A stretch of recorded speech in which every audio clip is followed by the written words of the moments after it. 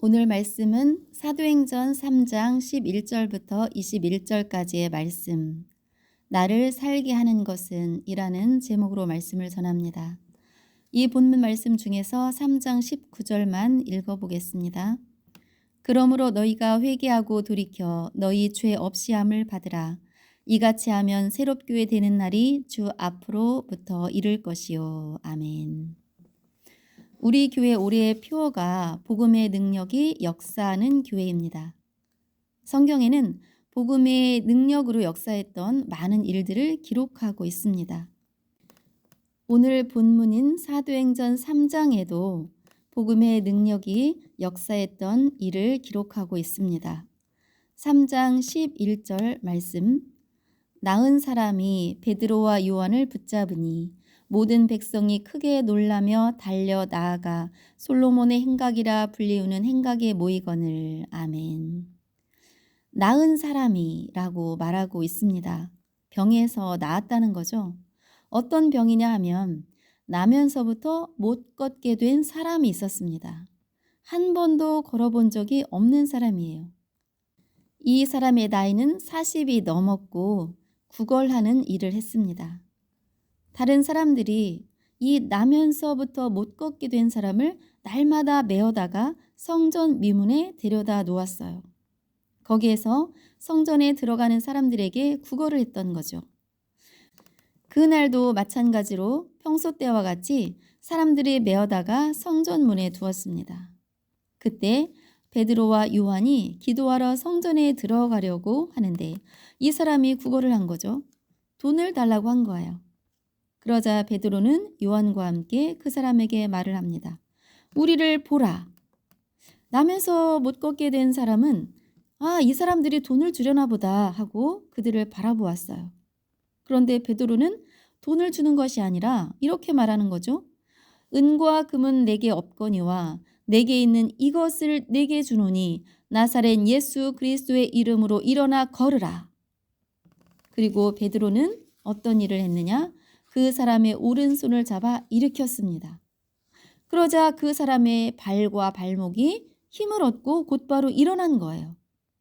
40이 넘도록 한 번도 일어서 본 적이 없는 사람이 뛰어 서서 걸으며 그들과 함께 성전으로 들어가면서 하나님을 찬양했다라고 기록하고 있습니다. 교회 다닌 지 좀 된 사람은 이 내용을 많이 들었을 거예요. 또 성경에 기록되어 있으니까 그냥 그런가 보다 이렇게 생각할 수 있지만 우리가 더 깊이 묵상을 해보면 한 번도 걸어본 적이 없는 사람이에요. 이런 사람이 곧바로 걷게 되는 일은 말이 안 되는 거예요. 우리 주변에서 고관절 때문에 무릎 수술하는 사람들 있잖아요. 그분들 수술하고 금방 못 걷습니다. 걷는 연습을 해야 돼요. 다리 수술하고 금방 못 걸어요. 힘을 얻어야 하는 거예요. 힘을 길러야 하는 거예요. 그런데 이 사람은 한 번도 자기 힘으로 서본 적이 없는 사람이에요. 베드로가 나사렛 예수의 이름으로 걸으라 하고 손을 잡아 일으키니까 곧 발과 발목이 힘을 얻어서 일어나 뛰기도 하고 걷기도 한 거예요.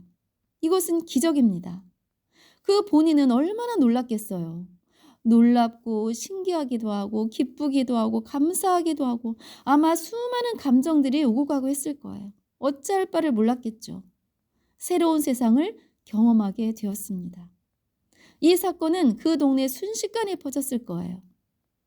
사도행전 3장 10절에 보면 그가 본래 성전 미문에 앉아 구걸하던 사람인 줄 알고 그에게 일어난 일로 인하여 심히 놀랍게 여기며 놀라니라. 그에게 일어난 이 일로 인해서 많은 사람들이 놀랍게 여긴 거예요. 얼마나 놀랐겠어요. 40이 넘도록 안진뱅이로 있던 사람이 한순간에 일어나서 걷고 뛰니까 놀라지 않을 사람이 어디 있겠습니까? 소문을 들은 많은 사람들이 모여들기 시작했어요. 3장 11절 말씀, 나은 사람이 베드로와 요한을 붙잡으니 모든 백성이 크게 놀라며 달려 나아가 솔로몬의 행각이라 불리우는 행각에 모이거늘. 아멘. 많은 사람이 그 소문을 듣고 와서 보니까 이 나은 사람이 베드로와 요한을 붙잡고 있는 거죠. 베드로와 요한이 고쳐줬구나. 모인 사람들은 베드로와 요한을 주목하기 시작했습니다. 왜 안 그랬겠어요? 우리 주변에서 만약에 이런 기적이 일어났다면 아마 우리도 그 사람들을 주목했을 거예요. 아, 저 사람들 정말 대단한 사람들이야. 안진뱅이 있잖아. 그 사람을 고쳐줬대. 어떻게 그런 일을 할 수 있지? 우리도 다르지 않게 반응했을 것입니다. 하나님께 기도해서 병나는 경우가 있죠. 치육 사역자로 쓰임받는 사람들도 있습니다. 그러면 우리도 역시 예수의 이름보다는 그 치유 사역자를 더 주목하게 됩니다. 베드로와 요한에게 모든 사람의 시선이 집중된 거예요. 베드로는 자기들을 더 주목하여 보는 사람들에게 이렇게 말합니다. 사도행전 3장 12절. 베드로가 이것을 보고 백성에게 말하되 이스라엘 사람들아, 왜 이 일을 놀랍게 여기느냐? 우리의 개인의 권능과 경건으로 이 사람을 걷게 한 것처럼 왜 우리를 주목하느냐? 아멘. 왜 우리를 놀랍게 보십니까? 나 베드로와 요한이 어떤 권능이 있어서 또는 어떤 경건한 삶을 살아서 이 사람을 걷게 한 줄 아십니까? 왜 우리를 주목합니까? 우리 개인의 권능과 경건으로 이 사람을 걷게 한 것이 아닙니다. 라고 말을 하는 거예요. 베드로는 하나님의 영광을 자기의 것으로 가져가지 않습니다. 곧바로 어떻게 해서 이런 기적이 일어나는지를 이야기하는 거예요. 그런데 먼저 하나님 이야기를 하는 거죠. 13절 상반절에 보면 아브라함과 이삭과 야곱의 하나님 곧 우리 조상의 하나님이 그의 종 예수를 영화롭게 하셨느니라. 아멘. 베드로는 하나님에 대해서 쭉 설명을 합니다. 하나님이 그의 종 예수를 영화롭게 하셨다. 하나님이 예수님을 죽은 자 가운데서 살리셨다는 이야기죠.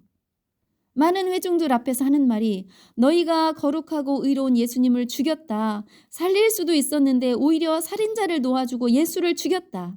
그러나 하나님이 죽은 자 가운데에서 그 예수 그리스도를 살리셨다라고 말합니다. 그러면서 이 예수 그리스도의 죽음과 부활은 우연히 된 것이 아니라 하나님이 계획하시고 이루셨다고 말하고 있습니다. 하나님은 선지자들을 통해서 이 일을 미리 알려주셨다고 말하고 있는 거예요. 예수 그리스도가 날 것인데 죽으시고 부활하실 거야.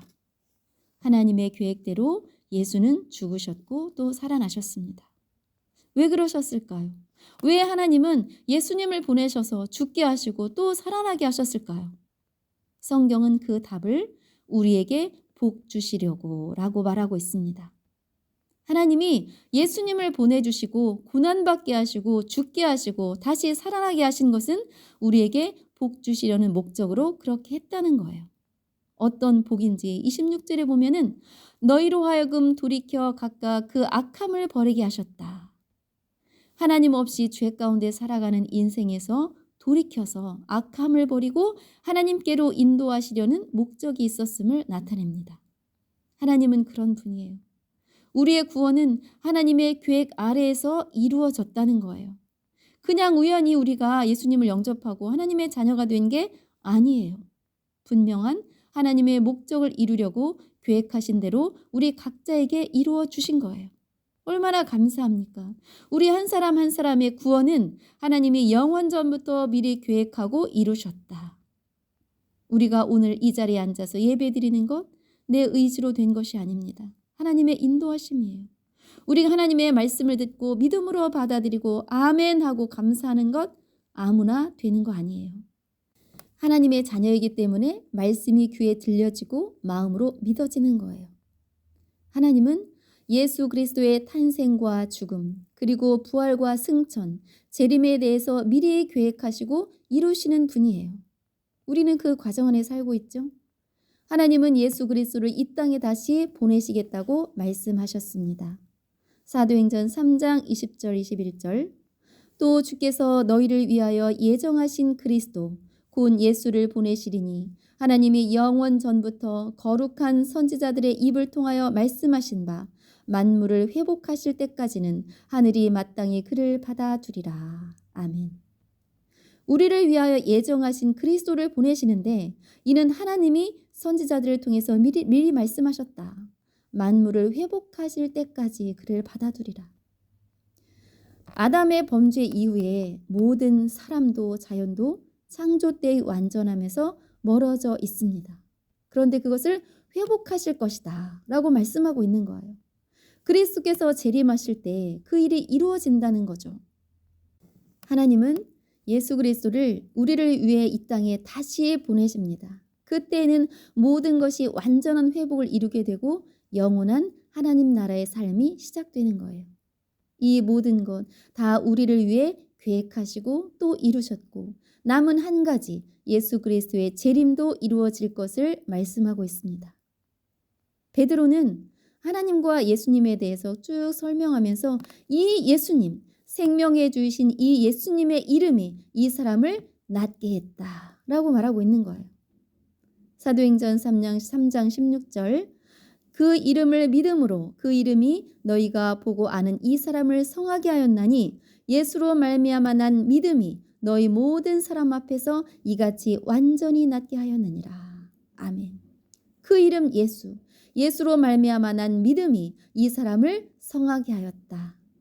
나면서부터 안진뱅이 된 나이가 40이 넘은 이 사람이 낫게 된 것은 우리의 개인의 권능과 경건으로 된 것이 아니라 오직 예수 그 이름을 믿는 믿음으로 된 것이라고 강력하고 분명하게 말하고 있습니다.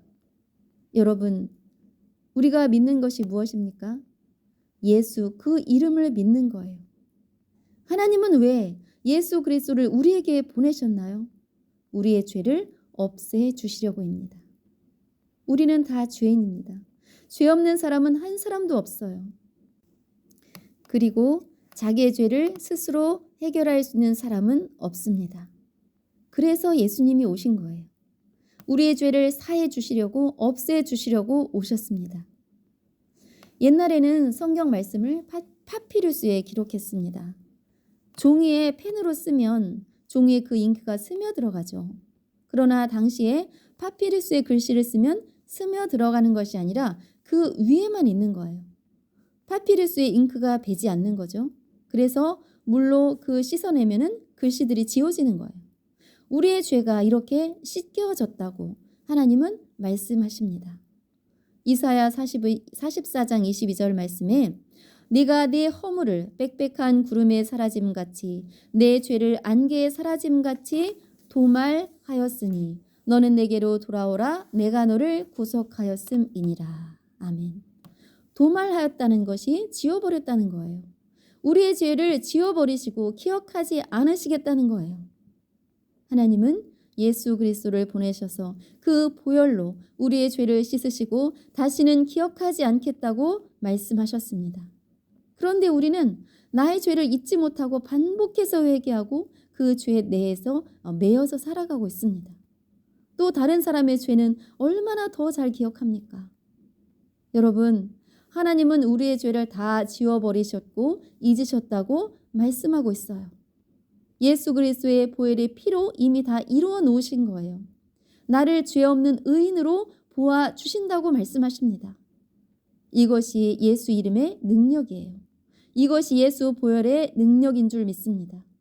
이미 우리 일생의 모든 죄를 다 용서해 놓으시고 그것을 믿기만 해라 라고 말씀하는 거예요.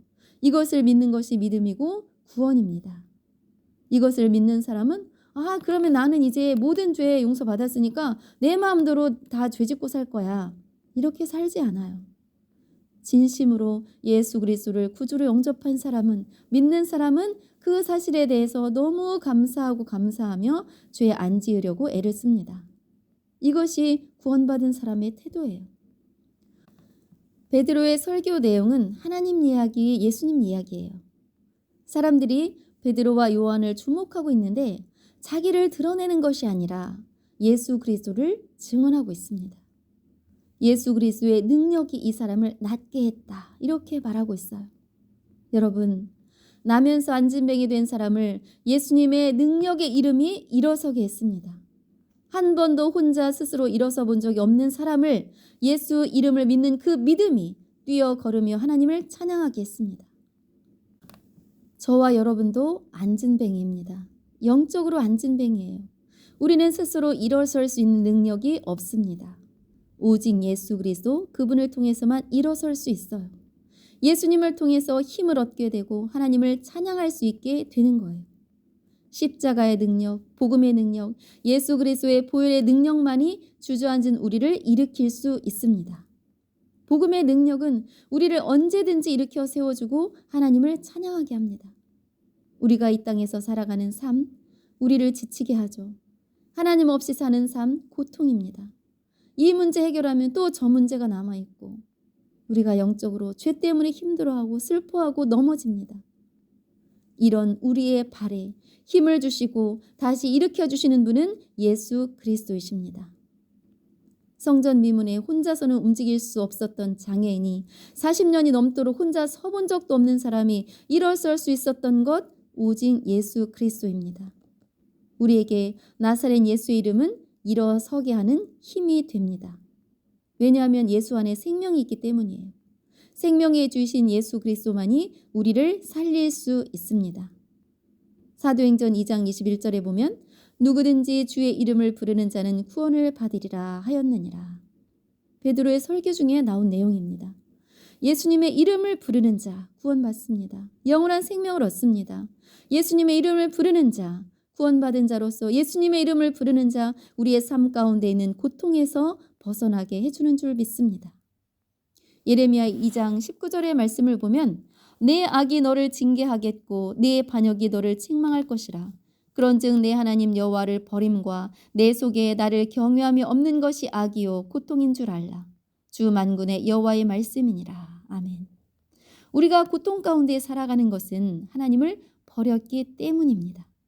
하나님을 경외하는 마음이 없기 때문에 그것이 고통이고 그 자체가 악이라고 말하고 있어요. 우리가 하루를 살아갈 때 하나님 생각 한 번도 안 하는 사람 많습니다. 어떤 결정을 할 때 하나님의 뜻을 따르지 않습니다. 그러나 하나님은 그 자체가 악이고 그로 인해서 우리의 삶은 고통 가운데 있다고 말씀하고 있습니다. 이 모든 문제를 해결할 수 있는 것 오직 예수 그리스도입니다. 예수 안에 생명이 있고 예수 안에 참 행복과 안위가 있습니다. 우리가 인생을 살다 보면 우리가 사는 게 어느 때는 사는 게 아닌 것처럼 느껴질 때가 있습니다. 이게 사는 건가? 인생이 왜 그렇게 힘드냐? 그때 예수 그리스도를 찾으시기 바랍니다. 예수님을 만나면 생명이 살아납니다. 예수님께로 향하지 못한 마음, 이 마음을 돌이켜서 예수님으로 인하여서 새롭게 되는 역사가 저와 여러분 가운데 있기를 간절히 원합니다. 복음은 능력입니다. 복음은 우리를 살게 합니다. 이 복음이 40년 넘도록 한 번도 스스로 일어서 본 적이 없는 사람을 걷게 하고 뛰게 하고 하나님을 찬양하게 했습니다. 그 사람은 예수님의 살아계심을 증거한 거예요. 베드로의 설교, 예수 그리스도를 증거합니다. 예수 그리스도의 탄생과 고난, 그리고 죽음과 부활, 승천과 하나님 우편에 앉아 계심, 그리고 남아있는 한 가지 일, 재림에 대해서 말하고 있어요. 설교가 어떤 뛰어난 어휘력이나 세상의 지식을 화려한 장식으로 덮어서 전달하는 게 아니에요. 좀 어둔할지라도 예수 그리스도를 증거하는 것입니다. 세상에서 들을 수 없는 메시지, 예수 그리스도의 죽음과 부활 또 듣는 거예요. 듣고 또 듣는 거예요. 예수 그리스도는 우리를 회복하게 하십니다. 완전한 회복이신 예수 그리스도, 그분 안에 생명이 있습니다. 그 생명력이 여러분에게 임하기를 원합니다. 여러분의 삶에서 예수 그리스도의 살아계심이 나타나기를 간절히 원합니다. 여러분을 살게 하는 것 예수 그리스도이십니다. 그럴 때 우리 마음 가운데 참 평강 임하고 다른 사람들이 우리를 볼 때도 저 사람 예수님 믿는 사람, 저 사람 뭔가 달라. 정말 예수님이 살아계신가 봐. 우리가 예수님을 증거하게 되는 거예요. 복음의 능력, 예수 그리스도의 보혈의 능력이 저와 여러분의 삶 가운데 나타나는 새롭게 되는 삶이 되기를 간절히 축원합니다.